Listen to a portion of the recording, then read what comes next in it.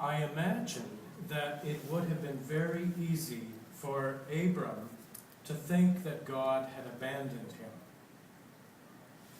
Even though he was a faithful believer and lived God's way, when we meet him in this story today, told today, he is old. He is very old and childless, without an heir, which was the worst thing that could happen in this culture. The writer of this story, which remains to this day a mystery, stands centuries on the other side of Abram's life. And after hundreds of years of Abram's descendants in exile, and from there, looking back, the writer seems to ask this question: why? Why did Abram remain faithful to God? What possibly could have possessed him? Abram didn't know that he would have a child even later in his life, and he certainly didn't know what those descendants would face. But I believe he remained faithful to God because he knew in his heart that God would never leave him, no matter what. That is the promise the Hebrew people understood, the promise that maintained their connection to God even in very difficult times. I also imagine, hearing these passages this morning, that it would have been easy for Jesus to think that God had abandoned him, even though he was a faithful believer and lived God's way. When we meet him in this story today, he is in Jerusalem.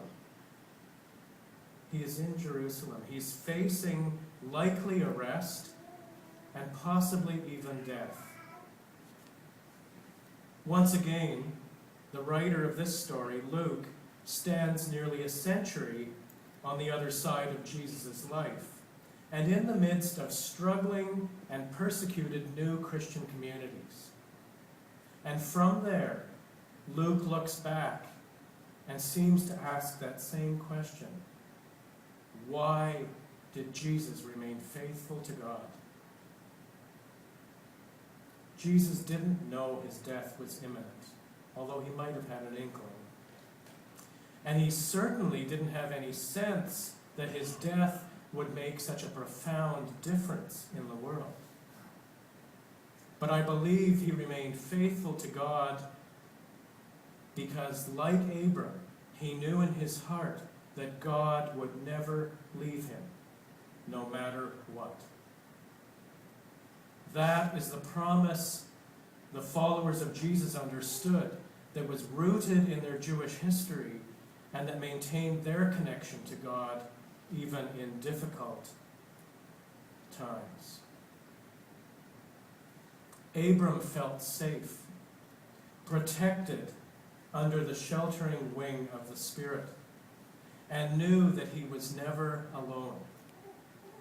And out of Abram's understanding of God in this way, he also became a sheltering wing for his people.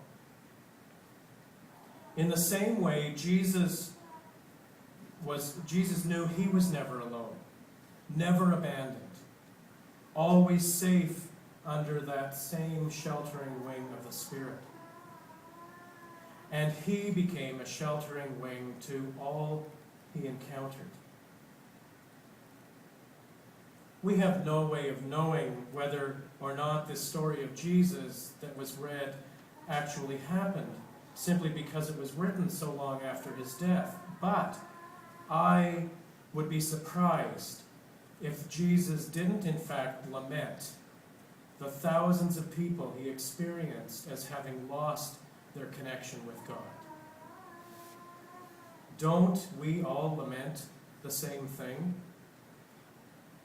among our families, our friends, and the many more who we sense feel no need for a deeper spiritual life? I'm sure Jesus wanted nothing more than to bring all of the children of Jerusalem under his wing, to bring them into a deeper personal relationship with the God that he knew and loved so well. For Jerusalem looked more like the Roman Empire than the city of God.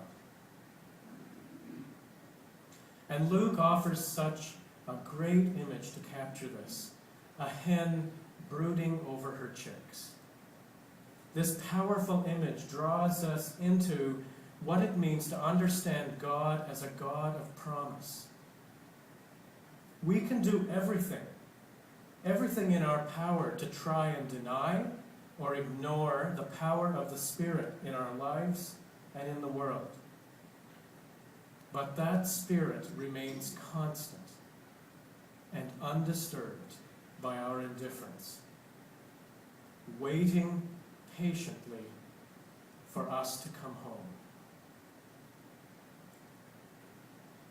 One of the hens, one of the sheltering wings in my own personal life was my Uncle Percy.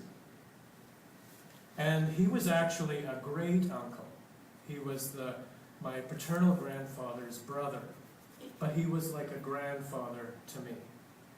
I loved being with him, and I spent many, many weekends and most of my summer holiday with him, any chance I could get. I loved to be with him, and in my younger years, I loved to sit in his lap. To sit in his lap with his arm around me. He smelled of tobacco and coffee and Old Spice aftershave. And I loved it.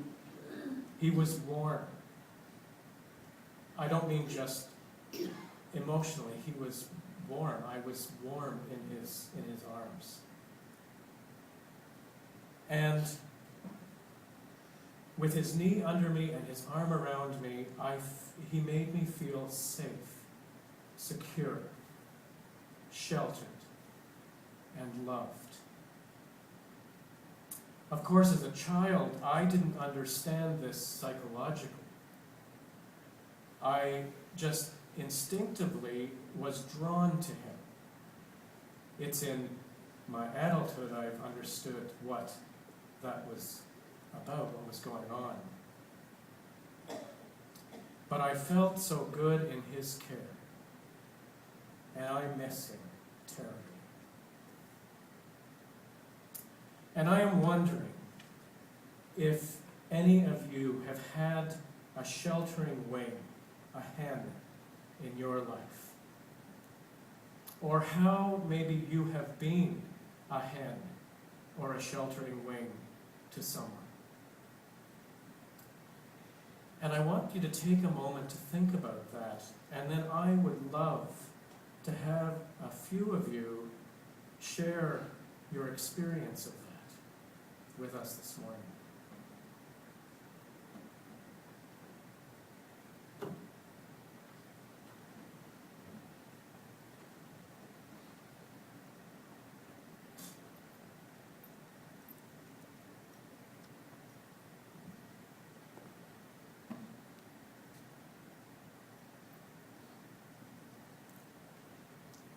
Anyone who has a story?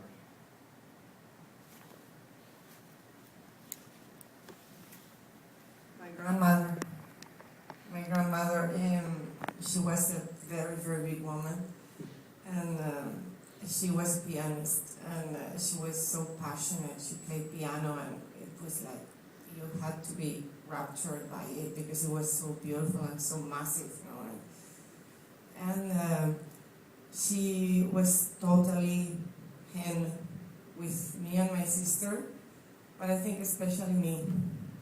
And if I didn't eat lunch, she said to everybody, "Leave her alone, she doesn't want to eat lunch." And she was a big fat woman, so nobody contested her opinion.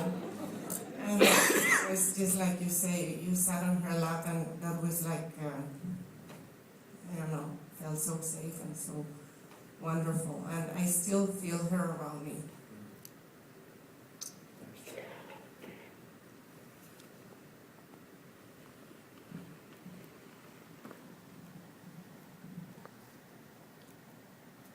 I never thought I'd identify with Abram, but when my dad was dealing with dementia, he used to call me Abe.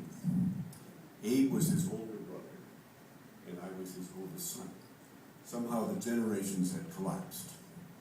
And it was interesting. I thought about my dad. Dad mentioned my birthday party, and I was there with children and grandchildren. And I felt like I don't like the word patriarch, but I felt like the patriarch in that somehow I was now the older generation. But it was interesting to me that I wasn't alone. I thought a lot about my dad. I thought a lot about my grandfather being in that very same position with children and grandchildren. With all the concerns and feeling very proud, and all of those things, and feeling very blessed in this whole process.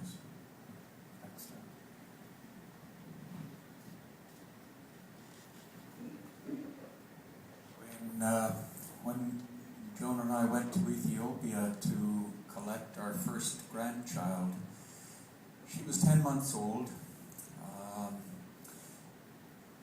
She was going into a strange place with strange people who spoke languages that just must have been strange to her. And she also had an ear infection. And so she could not sleep at night. If you put her down on the ground, she screamed. The only thing we could do for those first few nights that we had her was to take shifts overnight. 8 to 12, 12 to 4, 4 to 8 in the morning, and one of us got up, Joan, Sharon, our daughter, and me, took that shift, and as long as you carried her, she was reasonably quiet. So I remember sometime in that midnight to 4 a.m. shift, carrying this child in my arms.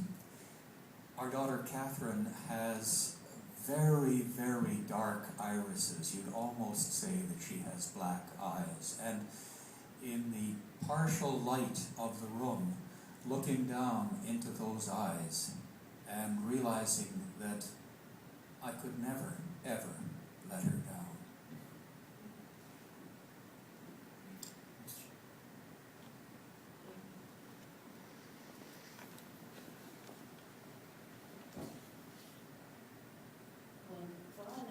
First married, we made it realizing that our grandparents played a major role, and I had fabulous grandparents where I can remember them. We always went over on a Friday, and my grandma and grandpa would have like a party for the whole family. Them sitting in the room or playing games with us, and Brian remembers the same thing. And that enabled the two of us to realize that we wanted to look after our grandparents with the love that they had given us. Sorry, I'm so emotional. But they're precious. That's right.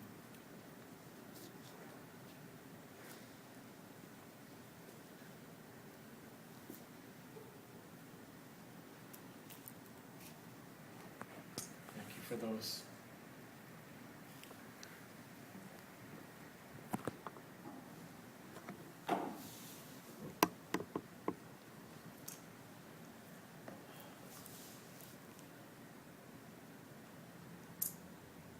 Our journey to Jerusalem is about roots and wings. Last week I talked about the constancy of change and that we need to hold tightly to the roots in our lives that are life-giving, and at the same time risk spreading our wings, that we might soar with the Spirit wherever and whatever God is calling us to. My Uncle Percy rooted me in family, helping me to experience the very best of unconditional love. But he never held me back. He never told me how to live, and he never judged my choices, as bad as they were sometimes, but rather encouraged me to fly, to spread my own wings. His legacy to me has been to show me how to offer my knee and my arms to my own children and grandchildren. And I feel that same incredible comfort and strength and beauty, the things that were shared in these stories. I feel that in each embrace, rooted in life and soaring with the Spirit, the very presence of God. Jesus and Abram call us to this kind of community, to be willing to offer the sheltering wings to those in need of comfort and support, and to be willing to ask for sheltering wings when any of us need that comfort and support. And we are called to this kind of love for each other and for those whom we meet that is without condition. This is the love that found Zinnia and Dot in this story this morning, that caused them to let go of all their judgments and jealousies and to live together out of love for a baby of uncertain parentage. Their unconditional love created in them hearts to offer a sheltering wing. And frankly, if those two old hens can do it, can we do any less? The great mystery of the Spirit within us and around us and beyond us is that it will always, always, always be present, always offering comfort and safety, even in the most difficult of life circumstances. For that, my friends, that is the nature of our God of promise. Amen.